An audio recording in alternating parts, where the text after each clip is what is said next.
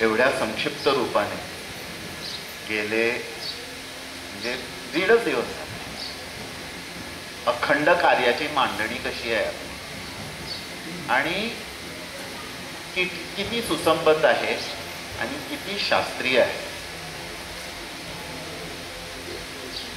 म्हणजे शशी काकांनी जे सगळं कोळून पिलंय हे आणि त्याच्यातून आलेला हा निर्यास आहे. निर्यास कशाला म्हणतात? जो सगळ्यात झाडाच्या सगळ्यात आतल्या भागातून येतो आणि स्वरस होऊन बाहेर येतो, त्याला निर्यास म्हणतात. तसंच हे आतमध्ये जाऊन आत्मसात करून तिथून बाहेर येऊन उपयुक्त असा आपल्याला निर्यास म्हणून दिलेला आहे. क्रमाक्रमाने ते गेले 2 दिवस.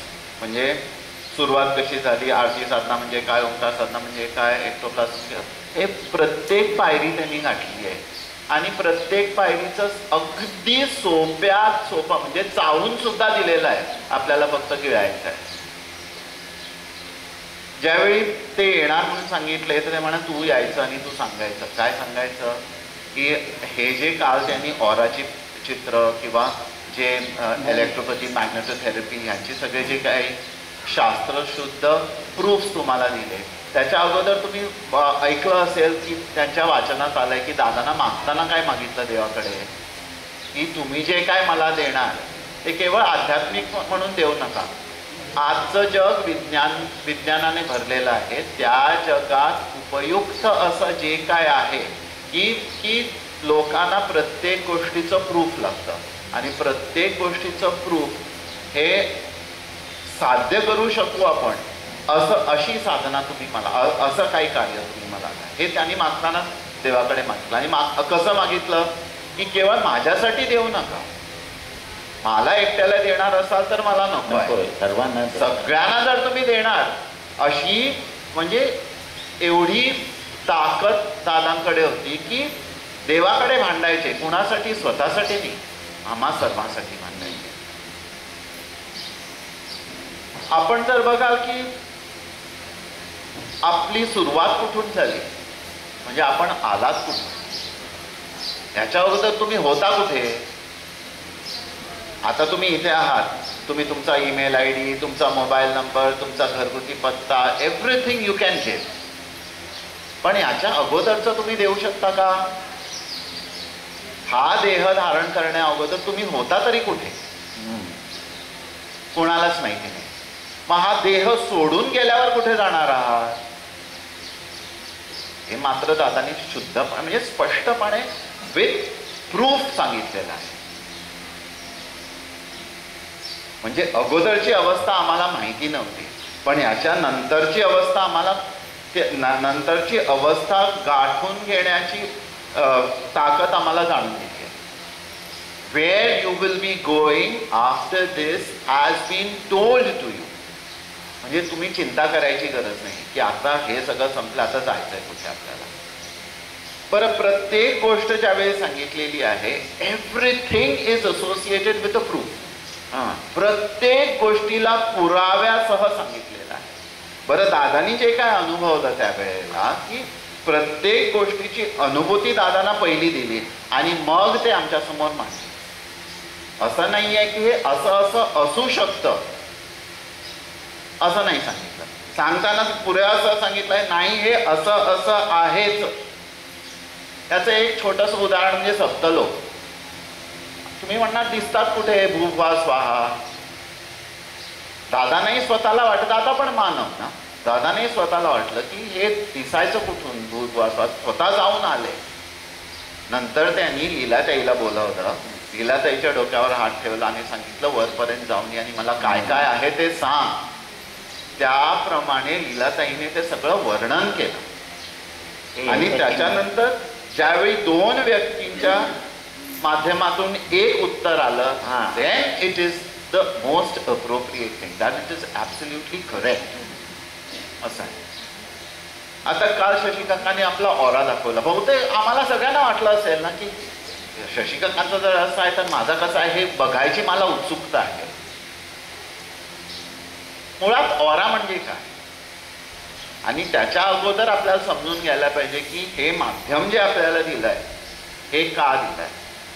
आणि त्याच्यापेक्षा जास्त दादा आपल्याकडे किती वेळा कळवळीने विनंती करतात की तुम्ही आहात म्हणून हे सगळं आहे.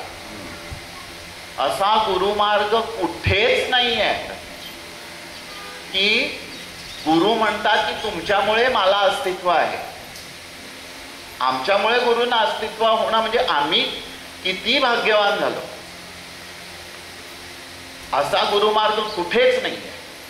आणि याच्यात पॉझिटिव्ह फेकनेस का आणि चमत्कार जादूटोना काहीच नाही आहे. Pure science. उदाहरणार्थ आदी मानव म्हणून जो होता, आपण सगळी प्रगतीची वाटचाल बघितली मानवाची की आधी तो 4 पायावर चालायचा, मग 2 पायावर चालायला लागला, मग त्याला अंगभर केस होते, मग शेपूट होतं, मग ही सगळी जी प्रगती झाली आणि शरीराचा आकार बदलत झाला, ही प्रगती कशाची झाली हे आपण जाणून घ्यायला पाहिजे. मग तुम्ही म्हणणार खालचे जीव जे आहे त्यांना असं नाही का?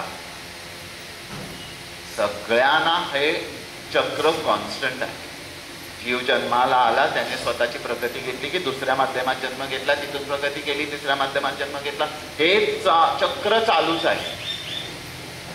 आणि आपण पण बघत आहोत की विज्ञानाने जसं सांगितलंय की there is a constant progression in the human race.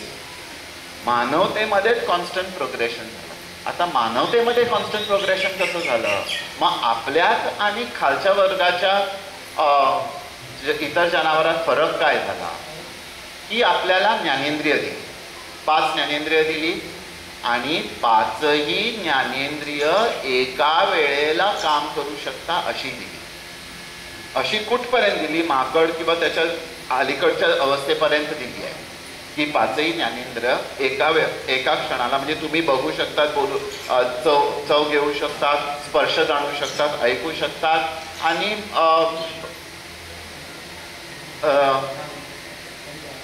Touch, smell, taste, 5ही ज्ञानेंद्रिय आपल्याला बरोबर ती एका वेळेला काम करतात. मग त्यांच्यात आणि आपल्यात फरक कसा झाला की बुद्धी म्हणून जे काय दिलंय सगळ्यांना एकच प्रमाणात दिलं होतं, पण मानव म्हणून आपण ती बुद्धी यूज करून आपण काहीतरी नवीन निर्माण करू शकतो. अशी इतर खालचे जीव निर्माण करू शकत नाही. हा मुळातला हा बेस फरक आहे. तिथून सुरू झाली कसली वाटचाल की बुद्धीची वाटचाल. म्हणून खालच्या वर्गाच्या जीवांना स्वतःचं शरीर वापरून कर्मविमोचन करायचं असतं. स्वतःचं शरीर वापरून निसर्गाला उपयुक्त अशी देण द्यायची असते आणि स्वतःचं शरीर वापरून करायचं. पण मानव म्हणून ज्यावेळी आपण जन्माला आलो त्यावेळी त्यांच्यात आणि आपल्यात फरक काय केला की आपलं शरीर आणि त्याच्याबरोबर जास्त प्रमाणात आपली बुद्धी वापरून आपलं कर्म. हा फरक मुळात जाणून घ्या. अच्छा, त्याच्यानंतर आपल्या शरीरामध्ये काय काय दिलं? स्थूल, सूक्ष्म आणि कारण ही 3 शरीरं आपल्याला दिली की एकात आपण स्टोअर करून पुढच्या जन्माची तरतूद करून नेऊ शकतो. असा प्रवास सुरू केला. स्थूल, सूक्ष्म आणि कारण हे 3 देह दिल्यानंतर स्थूल देहाद्वारेच आत्मा कार्य करू शकतो. स्थूल देह नसला तर आत्म्याला काहीही करता येत नाही. म्हणून ह्या देहाचा वापर मुळात आपण ह्या देहाचं अस्तित्व असतानाच करता येतो. वरती जाऊन आत्म्याला काहीही करता येत नाही. हे जर समजलं तुम्हाला तर या देहात काय काय दिलेलं आहे. पंचमहाभूत आपण नेहमी ऐकतो, ही पंचमहाभूत तत्व दिलेली आहेत. पण सगळ्यात जास्त काय आहे त्याच्यात की पृथ्वी आणि आपतत्व जास्त आहे. आता फिजिक्सच्या हिशोबाने जर आपण बघायला गेला तर एक्झिस्टन्स इज व्हायब्रेशनल. आपलं अस्तित्व जे आहे एक स्पंदन म्हणून आपण व्यक्त करतो. प्रत्येक गोष्ट जी आहे ती आपल्यातून एक स्पंद निर्माण करते आणि जे स्पंद आपल्याला अनुभवता येतात ते आपण जाणतो, पण जे स्पंद आपल्याला अनुभवायला येत नाही ते आपण व्यक्त करू शकत नाही. उदाहरणार्थ मी जे काय बोलतो हे तुमच्यापर्यंत कसं पोचतं? व्हायब्रेशनच्या द्वारेच पोचतं. So our existence is vibrational. Existence is vibrational in tune to what? कुठल्या ट्यूनमध्ये? तर आपल्या शरीरात 85% जलतत्व आहे. 85% ज्यावेळी जलतत्व आहे आणि जल हे दुसऱ्या गोष्टीला आकार देऊ शकतं. जलतत्व हे दुसऱ्या गोष्टीला आकार देऊ शकतं. म्हणजे उदाहरणार्थ वॉटर क्रिस्टल जर आपण साऊंडला एक्झिबिट केले, म्हणजे शब्दाला जर आपण वॉटर क्रिस्टलचं एक्सपोजर केला, चांगला शब्द असेल तर चांगला सुंदर असं चित्र निर्माण करतं जल. पण तोच जर वाईट साऊंड असेल तर त्याची निर्मिती एकदम खराब असेल.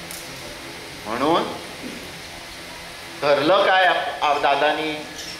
एकच धरलं, मूळ शब्द. मूल शब्द कुठला? ओम. ओम हा मूल शब्द धरून त्याच्यावरच काय केलं की ओमची व्याप्ती एवढी मोठी आहे की it is impossible for a human being to resonate to that tune. म्हणजे आम्हाला ते अशक्य आहे आमच्या देहाला त्या ओमच्या व्हायब्रेशन्सना रेझोनेट व्हायला आणि त्याच्यातून शक्ती निर्माण करून स्वतः धारण करायला आणि तीच धारण केलेली शक्ती इतरांना द्यायला. हे अतिशय कठीण गोष्ट आहे. मग दादानी काय केलं की स्वतः आपल्या आत्म्याला शरीरातून बाहेर काढलं. शरीरातून बाहेर काढलं आणि विश्वाची गती बघितली. विश्व कुठल्या गतीने चाललेलं आहे त्या गतीनुसार विश्वाची गती बघून परत आपल्या देहात येऊन त्याची मेजरमेंट आणि स्केल काढली. ती मेजरमेंट आणि स्केल अशा रीतीने काढली की जो कोणी आता आपल्यात किती फरक आहे, कोण जाड आहे, कोण बारीक आहे, हे कोण गोरा आहे, कोण काळा आहे, कोणाला राग लगेच येतो, कोणाला जास्त खायला पाहिजे, कोणाला कमी खायला पाहिजे, हे या सगळे फरक जे आपल्या ह्याच्यात आहे हे सगळे जाणून घेऊन प्रत्येकाला सूट होण्याजोगं ही साधना तयार करून, जसं आता एक पॅरासिटामॉल सगळ्या तापावर आपण वापरतो ना, तसंच की ओंकार शक्ती एक गोळी सगळ्या मानवतेसाठी वापरली. केवळ मानवतेसाठी नाही तर अखंड सृष्टीसाठी वापरली. आता ऑरा निर्माण झाला म्हणजे काय झालं की आपण ज्यावेळी बसतो एखाद्या ठिकाणी, आपण चांगलं ऐकलं तर आपल्या सभोवतानी हे व्हायब्रेशनचं एक पूर्ण मोठं वलय असतं आणि त्याच्यातून रंगांची उत्पत्ती होते. हे कुठून होतं की आपलं शरीर ज्यावेळी व्हायब्रेट होतं, व्हायब्रेशननी वेव्स क्रिएट होतात आणि वेव्स क्रिएट होऊन त्याचे what you can see out of the waves created, the light that is created out of the waves created expresses itself out in the form of an aura. म्हणजे ऑराच्या दृष्टीने जी light तयार होते साऊंडच्या द्वारे, आपल्या शरीरामध्ये सुद्धा साऊंड आहे, तो आपल्याला कळत नाही पण आपण इथं हात धरला तर कळेल ना आपल्या हृदयाचा आवाज येतोय म्हणून. तो आवाज जो कॉन्स्टंट येतो तो बाहेर बसून त्याचं पूर्ण एक सर्कल आपल्या शरीराभोवती असतं आणि त्याचे वेगळे वेगळे रंग असतात आणि वेगळ्या वेगळ्या रंगानुसार आपल्या शरीरामध्ये काय कमी काय जास्त आहे हे दिसतं आपल्याला.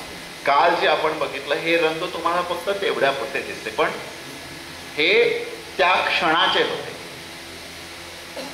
ज्या क्षणाला आपण पिक्चर काढलं त्या क्षणाचे रंग होते, पण तेवढे ते रंग एका लेवलनी एका लेयरनी सुसूत्र असतात. म्हणजे एक बॅलन्सनी निर्माण व्हायला अनेक जन्म लागतात. हे एका जन्मात होत अनेक जन्म लागतात. नाहीतर मला राग आला की आता लाल रंग दिसेल, मला कंटाळा आला की आता ब्राऊन रंग दिसेल, मी आजारी पडलो की ब्लॅक रंग दिसेल. हे जे सगळं आहे, पण ज्यावेळी माणूस तिथे गेला आणि समोर उभा राहिला आणि काहीच अपेक्षा नाही माणसाची आणि रोज साधना केलेली आहे, हे माझं चित्र आहे, हे तुमच्यासाठी फक्त दाखवण्याकरता प्रूफ आहे. याचा अर्थ असा नाही की शशिकाका तुम्हाला सांगतायत प्रत्येक जण तुमचा ऑरा काढून बघा कसा येतो. हे टेस्ट करायचं नाही आहे आपल्याला. This is a lesson for all of us that this is possible. हे शक्य होऊ शकतं, याच्यासाठी आम्हाला ते लेसन आहे. मग ऑरा ज्यावेळी काढला त्यावेळी तुम्ही बघितलं असेल की त्याचे वेव्स सिंक्रोनाइज्ड वेव्स म्हणतात त्याला. एकमेकाशी सिंक्रोनाइज ठेवून होते. म्हटल्यावर काय होतं की ती व्यक्ती ज्यावेळी इथे बसते केवळ आणि दुसऱ्या समोर बसते, ज्याचा ऑरा इनबॅलन्स मध्ये असतो तो ऑरा बॅलन्स मध्ये आणते. म्हणजे तुम्हाला काहीही करावं लागलं नाही, just your presence over there. तुम्ही फक्त तिथे बसलेले आहात, तुमच्या प्रेझेन्समुळे आजूबाजूच्या लोकांचे जे ऑरा डिस्टर्ब होते, एवढी ताकद त्या बॅलन्स्ड ऑराला आहे की आजूबाजूच्या लोकांचे जे इम्बॅलन्स असतात ते बॅलन्स करू शकतात. दुसरी गोष्ट आपण ऐकली काल, ज्याला आपण एक्टोप्लाझम म्हणतो. आणि आपण काही नवीन आहात, काही जुने आहात. कसं होतं, मी 12वीत होतो आणि त्यावेळेला दादा हे साधन सिद्धता करत होते. शक्तिपीठावर आम्हाला साधनेला बसवायचे आणि जशी आपण सगळी पोरं असतात त्यावेळी आपल्याला आधी सांगायचे काय, डोळे बंद करून साधना करा. अँड आपण सगळी लहान मुलं, तुम्ही लहान मुलांना बघितलं असेल काय करतात ते, डोळे बंद करा म्हटलं ते असं करून काय करतो, कोण काय करतो असं बघतच असतात. ज्या वेळेला आम्हाला बसवलं तिथे आणि म्हटलं की आज डोळे उघडे ठेवून साधना करायची, कालच मी विश्वासार्थाने सांगितलं की काय झालं होतं त्यावेळी, की डोळे उघडून साधना करायची म्हटल्यावर अहो तुम्ही ओम म्हणा, कितीही प्रयत्न करा, तुमचे डोळेच उघडे होईल. सांगितलं होतं की एक्टोप्लाझम तुमच्या डोळ्यातून बाहेर काढायचं आहे. एक्टोप्लाझम हे तुमच्या दृष्टीतून बाहेर काढायचं आहे. आता ह्याचं कनेक्शन कसं आहे की तुमच्या अंगात ज्यावेळी तेजतत्वाची स्ट्रेंथ जास्त करायची झाली, त्यावेळी तेजतत्व ज्यावेळी तुमच्यात घातलं त्यावेळी तुमच्यातलं जडत्व जे आहे ते बाहेर काढायचं होतं. आणि ते जडत्व बाहेर कशाने काढायचं, डोळे हे तेजतत्वाचं प्रतीक आहे. डोळे हे तेजतत्वाचं प्रतीक असल्या कारणाने डोळे उघडे ठेवा, म्हणजे सूक्ष्म जडत्व जे आहे, जे पेशीत आहे, ते सूक्ष्म जडत्व बाहेर काढून ते डोळ्याच्या द्वारे, अँड यू कुड ॲक्च्युली फील इट. त्याच्या अगोदर माझा जी म्हणजे दादा होते, मी होतो, आपल्याला त्यावेळी ते इम्पॉर्टंट, दादा म्हणजे कोणी कळणं अशक्यच होतं त्यावेळेस. It was impossible to gauge how at what level he was. ते कुठल्या लेवलला होते गेज करणं अगदी अशक्य होतं त्यावेळेस. मग ते तेजतत्व ज्यावेळी तुम्ही बाहेर, आता ते तेजतत्व बाहेर काढून काय करायचं, तर ज्या पेशी तुमच्या जड स्वरूपात आहे त्या पेशीतलं आतमधून जडत्व बाहेर काढायचं आणि तिथे काय धारण करायचं, तिथे गुरुशक्ती धारण करायची. हा प्रोसेस होता, हा त्यावेळेचा सिद्धतेचा प्रोसेस होता. आता ते सगळं साधनेत येतं. मग ते एक्टोप्लाझम बाहेर आल्यावर ते वेस्ट प्रोडक्ट झालं का? No, it is not a waste product. ते वाया घालवण्यासारखं नव्हतं. त्याचा उपयोग त्यांनी जे आत्मे बाहेर असतात त्यांच्यासाठी देहधारणा अशक्य असते, त्यांच्यासाठी हा सूक्ष्म देह देऊन त्याच वेळेला त्यांचं विमोचन करून त्याच वेळेला त्यांना गुरुशक्ती देऊन वरती मारतात. मग तुम्हाला ह्या कार्याची व्याप्ती इमॅजिन सुद्धा करणं अशक्य आहे की तुमचा वापर कसा केला जाणार. अर्थबाउंड स्पिरिट्स म्हणून जे होते त्यांना त्यात म्हणजे दादापासून नंतरचं सेमिनार कराडला झालं ते, आणि कराडच्या सेमिनारमध्ये ठराविकच लोकांना बोलावलेलं होतं. खूप म्हणजे चूज करून ज्यांची माध्यमं विकसित झाले तेवढ्यांनाच बोलवलं जातात. आणि त्यांचे अनुभव काय, माझे आई वडील गेले होते ना, अनिल काका म्हणून आमचे काय, त्यांना बोलवलं होतं की बसलं की मांड्या एवढ्या जड व्हायच्या की कळायचंच नाही, उठायलाच येत नव्हतं, एवढ्या जड मांड्या व्हायच्या. तर दादांनी सांगितलं जड झालंय ना शरीर, बघा म्हणायला, तुमच्या डोक्याच्या वरती असा एक्टोप्लाझमचा स्तंभ निर्माण केला आणि लाखो जीव त्या एक्टोप्लाझम मध्ये येतात, तुमचं एक्टोप्लाझम धारण करतात आणि वरती जातात.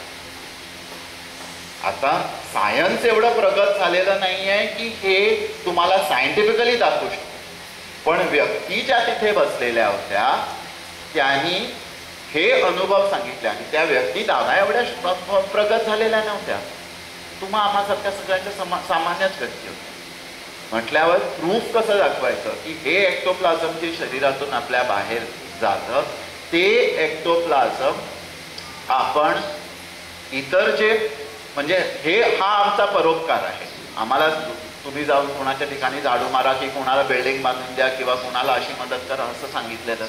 तुम्ही फक्त साधना करा. हे तुमच्या साधनेतून बाय प्रोडक्ट म्हणून तुमच्यासाठी पण शक्ती निर्माण होणार आहे, पण बाय प्रोडक्ट म्हणून जी शक्ती निर्माण होणार आहे ही सगळी इतरांच्या उपयोगासाठी, म्हणजे तुमचा परोपकार अशा तऱ्हेने झाला. ह्याच्यानंतर आता हे कधी होणार, हे कधी सिद्ध आहे की आता शशी काका फोनवर कामकाज करतात किंवा अनेक लोक ते काका करतात, अनेक सिनियर लोक आपले फोनवर कामकाज करतात आणि कामं होतात. एकही असं उदाहरण नाही की ज्याचं काम झालेलं नाही आहे. ते छोटं असो मोठं असो केवढंही असो. दादांच्या वेळेला असं नव्हतं, पण दादा काय करायचे, दादा इथे बसून अमेरिकेत काय चाललंय ते सांगायचे, तुमच्या या प्लॉटमध्ये या ठिकाणी असं असं असं आहे कामकाज करताना सांगायचे. म्हणजे त्यांची कॅपॅसिटी ती होती. आज काय झालंय, विज्ञानाने आपल्याला सगळं ते उपलब्ध करून दिलेलं आहे आणि त्याच्यामुळे what has happened is that we can reach at any corner of this universe. कुठल्याही कॉर्नरला आपण पोहोचू शकतो. एका फोन कॉलनी शशी काका माझी मावस बहीण असते अमेरिकेत, सांगतात तिथे हे असं असं असं कर आणि ती सांगते त्या क्षणाला, म्हणजे क्षण लागत नाही त्या क्षणापासून. उदाहरण याचं काय सांगतो मी तुमच्या परमिशनने, म्हणजे अनुभव सांगायचे नसतात म्हटलंय तुम्ही सांगता तिथे, पण हे तुमच्या परमिशननी सांगतो. असा कोरोना झाला, कुठेच बाहेर जात नव्हते पण कोरोना झाला. त्यांनी फक्त सांगितलं 30 पैसे काढा मी असं कर. दुसऱ्या क्षणाला सगळ्यांचा ताप होता. दुसऱ्या क्षणाला. This is called the power of your word. याला शब्द ब्रह्म म्हणतात की आपण उच्चारलेला शब्द हा इतरांच्या उपयोगाला आला. आपण उच्चारलेला शब्द हे माध्यम झालं कुठपर्यंत पोचायला, पृथ्वीच्या या टोकापासून त्या टोकापर्यंत पोचायला. किती वेळाने, एका क्षणाने. काम किती वेळाने झालं. अमृतानुभव दादांच्या पुढचे. त्याच्यानंतर हे शब्दब्रह्म म्हणजे काय हे आपण जाणायला पाहिजे. म्हणजे हे शब्दब्रह्म पंतांकडे होतं, पंतांकडून आम्हाला दादांनी मागून घेतलं, हे आपण ऐकतोय. पण मुळात हे शब्दब्रह्म म्हणजे काय आणि शब्दात आणि शब्दब्रह्मात फरक काय आहे. आपण जे श्वास घेतो त्यावेळी आपण वायू घेतो ना आतमध्ये. आता नैवेद्य करताना तुम्ही पंचप्राणांची नावं घेतात ना, प्राण, व्यान, उदान, समान, अपान. अच्छा, हे 5 प्राण जे आहेत हे पूर्ण तुमच्या शरीराचं कार्य सांभाळतात. सगळ्या physiological activities of your body are controlled by the balance of this 5 prana. हे 5 प्राण जे शरीराचं पूर्ण बॅलन्स सांभाळतात. आत गेल्यावर ते एका श्वासाचे 5 भाग झाले, 5 ठिकाणी. बाहेर काढताना फक्त आपण श्वास म्हणून बाहेर काढतो. शब्दाचं रूप शब्द ब्रह्मात जर व्हायचं असेल तर काय व्हायला पाहिजे. हे 5ही प्राण ज्यांची कार्य वेगळी वेगळी आहेत ना, या 5ही प्राणाची जी कार्य वेगळी वेगळी आहेत, हे 5ही प्राण एकत्र येऊन त्याच्यातून शब्द निर्माण झालेला पाहिजे आणि दॅट शब्द इज कॉल्ड ॲज शब्दब्रह्म. त्या शब्दाला शब्दब्रह्म असं म्हणतात. मग काय झालं की आपल्याला डॉक्टरकडे कमी जावं लागलं आणि कोणाकडे कमी जावं लागलं. आपलाच शब्द आपण आपल्यासाठी आणि इतरांसाठी ज्यावेळी वापरतो त्यावेळी हे सगळं काम ज्याला वेळही लागत नाही, म्हणजे इलेक्ट्रॉनिक पेक्षाही फास्ट, इलेक्ट्रॉनिक पेक्षाही फास्ट त्याच्यात ताकद असते. कारण शब्दाला परवेसिव्हनेस म्हणजे शब्द पसरायला जे अवकाश आहे असं एकही ठिकाण युनिव्हर्समध्ये नाही जिथे शब्द नाही आहे.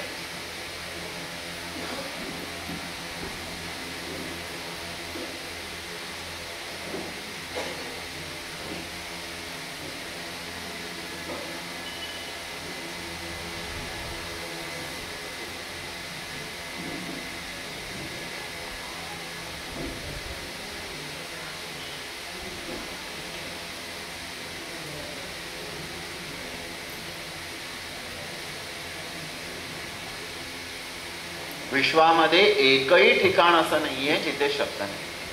आणि विश्वाचा शब्द काय आहे? ओंकार. आपण काय करतो? आपल्याला नरसिंह सरस्वतीने गिफ्ट म्हणून दिलेला ओंकार जो दादानी सौम्य करून आपल्याकडे दिला तोच ओंकार वापरतो. कशा करता? की आपली बॉडी पूर्णपणे बॅलन्समध्ये ठेवायला. ती पूर्णपणे बॅलन्समध्ये कशी राहते? की जे जल आपल्या बॉडीमध्ये आहे, जे रसपदार्थ आपल्या बॉडीमध्ये आहे, तो पूर्णपणे चांगल्या शब्दाला एक्सपोज करून त्याची शरीरामध्ये पॉझिटिव्हिटी निर्माण करतो. पूर्णपणे पॉझिटिव्हिटी निर्माण करतो.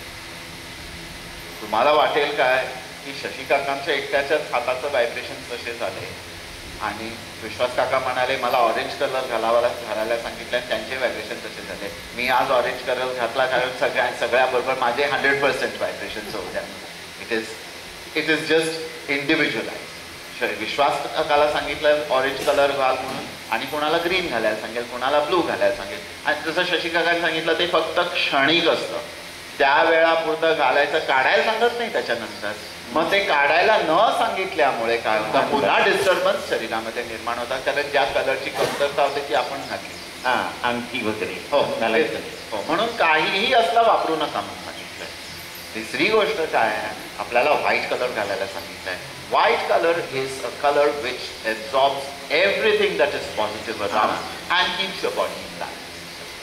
गुरूंचा रंग पांढरा. गुरूंचा रंग पांढरा. म्हणून आपल्या जरी तत्वज्ञान म्हणजे वेदांनी सांगितले ऑरेंज कलर सगळ्यात चांगला आहे म्हणून भगवी वस्त्र सगळे घालतात. दादानी कधीच परिधान केलं नव्हतं भगवं वस्त्र. जगाचे गुरु झाले पण कधीच भगवं वस्त्र परिधान नाही केलं. पण आपल्याला सांगताना सांगितलं की सफेद वापरा म्हणजे दुसऱ्या कुठल्या रंगाचा डिस्टर्बन्स तुमच्यात येणार. म्हणून चांदणीच्या आवडींना पांढरे कपडे घालायचे. जर तुम्ही रंगीत घातले तर पुन्हा तो रंग धारण होणार आणि तो निघण्यासाठी तुमची साधना करतो. हो, म्हणजेच माहीत नाही शशी काकांकडे ज्यांना कोणाला ऐकू नाही आलं म्हणून साधनेच्या वेळेला सांगितलं की पांढरे कपडे घाला. नाही तर तुम्ही जर दुसऱ्या रंगीत कपडे घातले तर त्या रंगीत कपड्यात तो ती धारणा होणार आणि ते काढण्यासाठी आपली वैयक्तिक साधना जी आपण करतो ती खर्ची. हो, साधना केली आपण पण आपलं काम झालं नाही कारण 100% झालं नव्हतं. 100% कधी होणार? वाईट घातलं तरच 100%. द लास्ट पार्ट ही एक्टोप्लाझम झालं, शब्दब्रह्म झालं, देहधारणासाठी आपली. माझा उपयोग ते कसं करू? माझा उपयोग ते कसं करू? एक झाला तुम्ही एक्टोप्लाझम काढणार बाहेर आणि तुमच्यामुळे अनेक जे अर्थबॉर्न स्पिरिट्स असतात त्यांना शक्ती धारण करण्यासाठी माध्यम मिळणार. कारण आम्हाला शक्ती धारण करण्यासाठी हा देह आहे. त्यांच्यासाठी फक्त ectoplasm is the medium to absorb the energy. नाहीतर त्यांना आत्म्यांना तिथे काही शक्ती धारण करण्यासाठी माध्यमच नाही आहे. तर किती लोक पूजा, होम, याग, हवन सगळे करतात ना. सगळीकडे प्रेयर आहे, सगळीकडे सगळं करतात. पण ते का झालं नाही इथपर्यंत? कारण सूक्ष्माने एवढा अभ्यास आला नाही.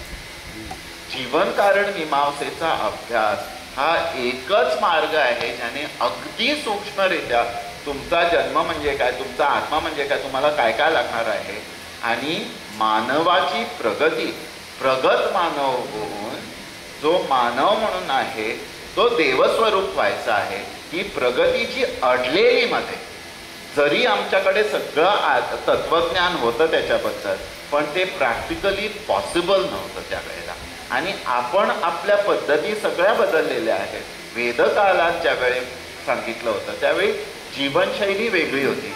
दिवसभर काम करायचं, संध्याकाळी येऊन देवतार्चन करायचं, सकाळी बाहेर जाण्या अगोदर देवतार्चन करायचं आणि जेवायचं आणि झोपायचं आणि चालत सगळीकडे जायचं. अशी अवस्था मानवाची होती. ती आज आपण चंद्रावरपर्यंत पोहोचलोय. आज आपण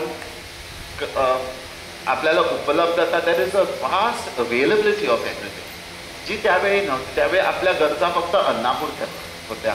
आज आपल्या गरजा अन्नाव्यतिरिक्त अनेक झालेल्या आहेत. अन्न याला लास्ट प्राधान्य दिलं आपण. अनेक झालेले आहे म्हटल्यावर ते सगळं चेंज करून आणून आजच्या मानवाला देवतार्जन करायला वेळ, त्याचे प्री कंडिशन्स म्हणजे रूल्स अँड रेग्युलेशन्स काही न घालता देवतार्जन हे आधीपासूनच चालत आलेलं आहे ना. आधी काय होतं, देहाला त्रास देऊन देवतार्जन होतं. त्याच्यानंतर ज्ञानेश्वर आल्यानंतर देह प्लस भक्ती झालं आणि आता देहाला त्रास 50% आणि भक्ती 50%, ह्याच्याने आपली प्रगती व्हायची. आता बाबा आल्यानंतर काय झालंय, देहाला त्रासच द्यायचे नाही, 100% फक्त तुमच्या भक्तीने तुमचं काम होणार आहे. You don't need to trouble your body at all. देहाला कसलाच त्रास द्यायचा नाही, यम नियम काहीच घालून दिले नाही.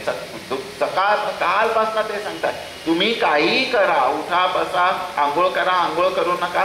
एका वेळेला तर असं म्हटलं दादानी म्हटलं, तुला वेळ नाही म्हणतोस ना, वेळ नाही साधना करायला, संडास करायला बसतोस ना, तिथे बस. ही त्याने सांगितलेली वाक्य आहे ना, माझं नाही आहे वाक्य. हो, काही सांगितलं की काही सांगितलं की वेळ नाही म्हणायचा. मग तुमचे प्रश्न कधी, तर मग दादा म्हणाले, अरे संडासच जातो त्यावेळेस काय करतोस, तेव्हा करतात. म्हणजे तुम्ही इमॅजिन करू नाही शकत की एवढा चेंज अँड ट्रान्सफॉर्मेशन. एक तर वाक्य असं आहे, तुम्ही शीर्षासन करून जरी केलात आणि याचा टेबलावर इथे पाय ठेवून बसून जरी केला तरी मला काही फरक पडत नाही, पण ते दिसताना कसं दिसेल म्हणून नीट बसा. म्हणजे आणि सिम्प्लिफाय करणं किती शक्य आहे. देवतार्जन करणं हा भाग आपल्याला पाहिजे.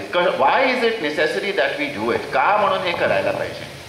तर आणि 1-2 मिनिटं घेतो तुमची. जशी देहिक शक्ती तशीच आत्मिक शक्ती. आणि फर्स्ट सेमिनारमध्ये या सगळ्या गोष्टी झालेल्या आहेत, पण आपण केवढं लक्षात ठेवायला पाहिजे की आपल्याला देहिक शक्ती जर रिप्लेनिश करायची आहे, पुन्हा त्याची निर्मिती करायची आहे, देहिक शक्तीची निर्मिती पुन्हा करायची, तर आपल्याला काय करावं लागतं, आपल्याला अन्न आणि पाणी हे घ्यावं लागतं आणि थोडासा श्वास घ्यावा लागतो. ह्या 3 गोष्टी आपल्याला गरजेच्या आहेत देहिक शक्तीसाठी. आता तुम्ही गुरुवाणी जर वाचाल तर एका मुलाखतीत त्यांनी सांगितलंय की आत्मा ज्यावेळी धारण होतो त्यावेळी सगळी शक्ती या देहात घालत नाही, कारण प्रत्येक वेळेला जर आत्म्याने सगळी शक्ती देहात टाकली आपली तर पुन्हा पुन्हा त्याला जन्म घेऊन, कारण हा प्रोसेस जो आहे जन्म आणि मृत्यू ह्याच्यामधला, की फक्त आत्मिक शक्तीची वाढ करण्याकरता मुळात हा प्रोसेस आहे.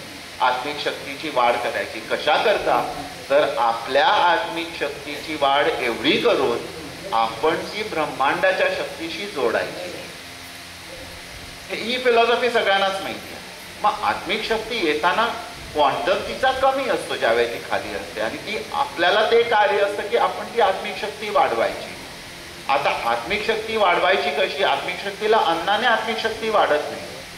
तुम्ही म्हणा आत्मिक शक्ती तुम्ही म्हणतात ते उदाहरण काय त्याला, what is the example, what is the proof for your आत्मिक शक्ती. उदाहरणार्थ आपण जेवतो, एखाद्या दिवशी आपण लग्नाला गेलो आणि जास्ती जेवतो, आपली भूक एवढीच असते, पण लग्नाला श्रीखंड होतं, पुरी होती, एव्हरीथिंग वॉज देअर, तर आपण थोडंसं आवडीमुळे जास्त खाल्लं. देहिक शक्तीची कॅपॅसिटी एवढंच अन्न पचवायची. आता ते एवढं अन्न पचवायची शक्ती, देहिक शक्तीची कॅपॅसिटी झाल्यावर पुढचं अन्न पचवणार कोण, तिथून आपल्या आत्मिक शक्तीची. म्हणून सांगताना सांगितलं, सुरुवातच केली त्यांनी काय, कशाला, अन्न कमी खा. ते अन्न त्यांच्या पोटात गेलं नाही. काही जणांना अरे इथे तर उपासमारच करतात. हो, हे का सांगितलं की तुम्ही आलेला आहात आपल्या आत्मिक शक्ती वाढवण्याकरता. आणि इथे ज्यावेळी आपण समूहामध्ये बसतो, when we sit in a crowd, काय होतं, माझी जी कमी लेवल आहे की त्यांच्या जास्त लेवलमुळे माझी लेवल वाढते. म्हणजे त्याच्यासाठी मला कष्ट करावे लागत नाही. आणि आत्मिक शक्तीची निर्मिती ही सामुदायिक साधनेमुळे सगळ्यात जास्त. म्हणून त्यावेळी काय सांगितलं की खाताना कमी खा. एक तर सेमिनार असं होतं की ज्यावेळी फक्त सकाळी ब्रेकफास्टला 2 बिस्किट, कधीच ते सांगा, साधारण 4-5 सेमिनार. तर दादा म्हणाले मी बघतो येतं, तर मी म्हणा तुमच्या याच्या नाश्त्याशीच बोलतो. कारण सगळे आपले कोण इकडे पेंटतंय कोण तिकडे पेंटतंय, पण त्याकडे पुढच्या खेपेपासून 2 बिस्किटं आणि तिसरं कोणीतरी मागितलं तर मला येऊन सांगणार. पण त्यावेळेला आम्ही खूप ॲक्टिव्ह होतो. आता सुद्धा आम्ही लोमटे तसा अर्धी पोळी एवढा भात खातो, पहिलं वाटलेलं तेवढंच, नंतर परत मागत इथं सारखे आहेत, पण ॲक्टिव्ह आहोत ना आम्ही.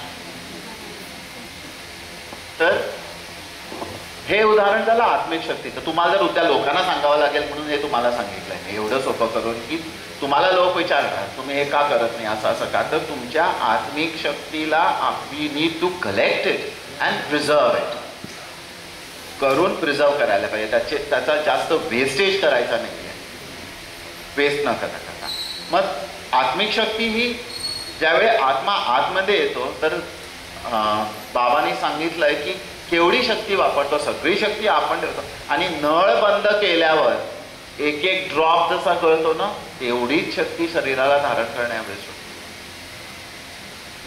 म्हणजे आत्म्याची शक्ती किती असणार हे इमॅजिन करा तुम्ही, की पंचमहाभूत तत्व एकत्र करून त्यांची सगळी योजना मांडून हा देह निर्माण करायचा, एवढी त्या आत्म्याकडे कॅपॅसिटी आहे की बाहेरची कृत्रिम पंचमहाभूत तत्व आपण शरीर त्याच्यातलं शरीर बनवून आपण ते निर्माण करायचं. मग ती आत्मिक शक्ती वेस्ट करायची की ती प्रिझर्व करायची की ती कन्झर्व करायची ती आपल्याकडे आहे. आता खर्ची कधी होते, जास्त खाल्ल्याने आणि जास्त बोलल्याने. याचा अर्थ असा नाही की तुम्ही मौन पाळा, नाही उद्यापासून मी कोणाशीच बोलणार नाही असं नाही, गरजेपुरतं बोलायचं, वायफाळ नाही बोलायचं. Don't speak nonsense. तर आजचे हे गेले 1.5 दिवस आपण व्हेरी प्रिसाइज, म्हणजे जेवढं आपल्या बुद्धीला लागेल याच्यापेक्षा जास्त जे पाहिजे ते तुम्ही जाऊन पुस्तकात शोधायला पाहिजे आणि याचा अभ्यास केला पाहिजे. एकच उरलंय माझं ते, की तुम्ही ज्या वेळेला साधना का तुम्ही तुमचा उपयोग कसा करता. म्हणजे प्रत्येकाला केंद्रावर जाणं शक्य नसतं, आपण सगळे वेगळ्या वेगळ्या ठिकाणी राहतो, म्हणून प्रत्येकाच्या घरी प्रतिमा दिल्या आहेत, आणि ज्यांच्या घरी प्रतिमा दिलेल्या नाही आहेत त्यांना सांगितलं तुम्ही केवळ साधना करा. म्हणजे एवढंच एक सांगितलेलं आहे. त्याच्यातून होतंय काय, प्रत्येक वेळेला ज्यावेळी तुम्ही श्वास आतमध्ये घेता त्यावेळी फक्त ऑक्सिजन आतमध्ये घेत नाही, त्याच्याबरोबर प्राणही आतमध्ये घेतात, आणि प्राण आतमध्ये घेतात त्याच्याबरोबर तारक शक्ती आणि मारक शक्ती ह्या दोन्ही आतमध्ये घेतात श्वासाद्वारे. आता दोन्ही आतमध्ये घेतल्यानंतर आपण ज्यावेळी बाहेर शब्दाद्वारे ओंकार करतो आणि श्वास सोडतो त्यावेळेला जी मारक शक्ती आहे तिला आपल्या शरीरात धारण करून तिचं विमोचन करून आपण बाहेर काय काढतो, ऑल द पॉझिटिव्ह एनर्जी. जी सगळ्यात पॉझिटिव्ह एनर्जी आहे तेवढीच बाहेर काढतो, आणि हे आपलं सेकंड परोपकार. म्हणजे परोपकार करण्याकरता तुम्हाला कुठेच जा, काही करा म्हणून सांगितलं नाही. इतकंच 36 मिनिट्स एव्हरी डे, ज्याच्याने आत्मा आपल्याबरोबर सत्कर्म जोडून घेतो, आणि ते सत्कर्म आपण आपले पुढील जन्म जे आहे ते धारण करताना किंवा पुढील जन्म घेताना थोडासा खर्च त्याच्यात करणार, आणि पूर्ण आपला उपयोग इतरांसाठी होणार.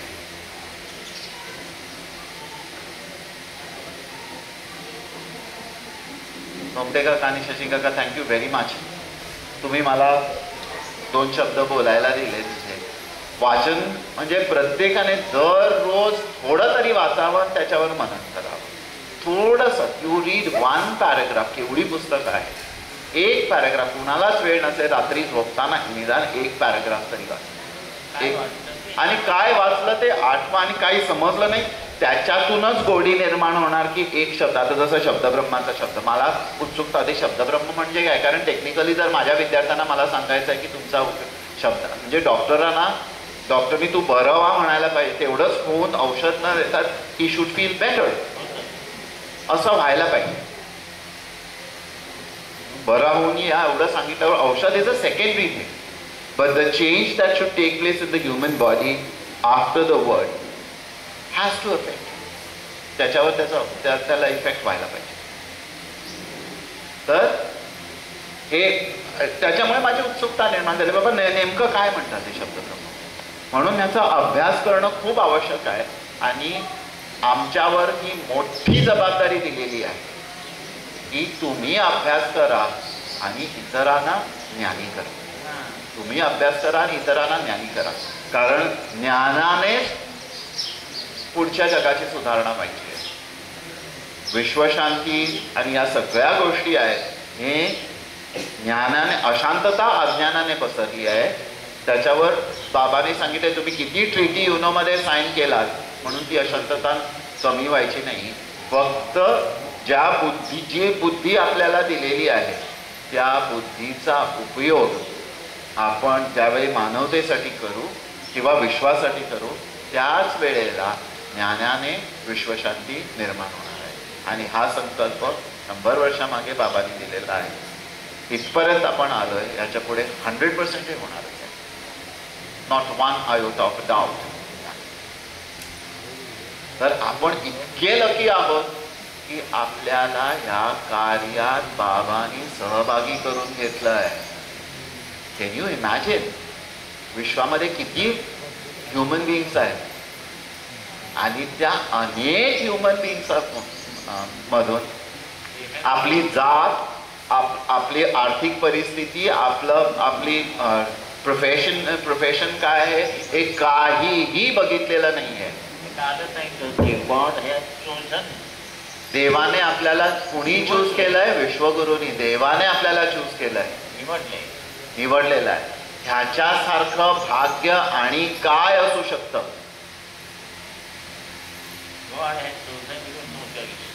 आपल्याला आणि चॉईस नाही आहे की आपणच ज्ञानी होऊन ज्ञान आपलं वृद्धिंगत करून ते इतरांपर्यंत ज्ञान पसरवायचं आहे.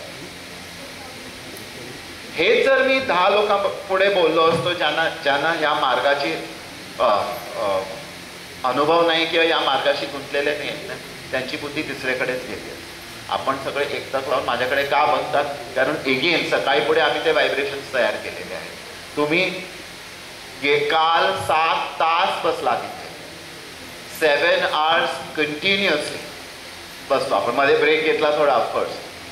मी ज्यावेळी शिकवतो आम्हाला, आणि जे कोण शिक्षक आहेत तिथे त्यांना माहिती असणार की 1 तासाच्या लेक्चरला 20 मिनिट्समध्ये तुमचा जो मूळ गाभा आहे तो तेवढा तुम्ही देऊ शकता. पहिली 10 मिनिटं मागची उजळणी करायला आणि मागची 10 मिनिटं पुढचं म्हणजे आज काय केलं त्याचं to get the gist of it. पण तुम्ही 7 तास इन कॉन्स्टंट अटेन्शन ऐकलं. हा अटेन्शन स्पॅन वाढलाय कसा बुद्धीचा? केवळ इथं ओंकार साधना केली आहे म्हणून हा अटेन्शन स्पॅन वाढतो. नाहीतर इतर ठिकाणी हे अशक्य आहे, अशक्य आहे. मग तुम्हीच जाणा की किती व्हॅल्युएबल हे आपल्याला जे काही दिलं आहे ते आहे. Thank you very much.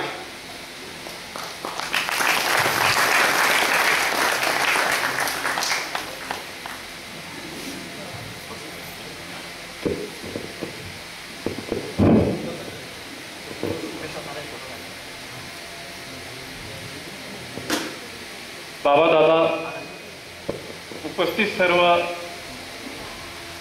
सेवक सेविका बंधू भगिनी,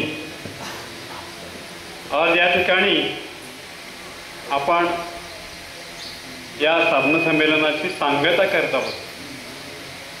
त्यापूर्वी काही मंडळींचा आपण सन्मान करणार आहोत.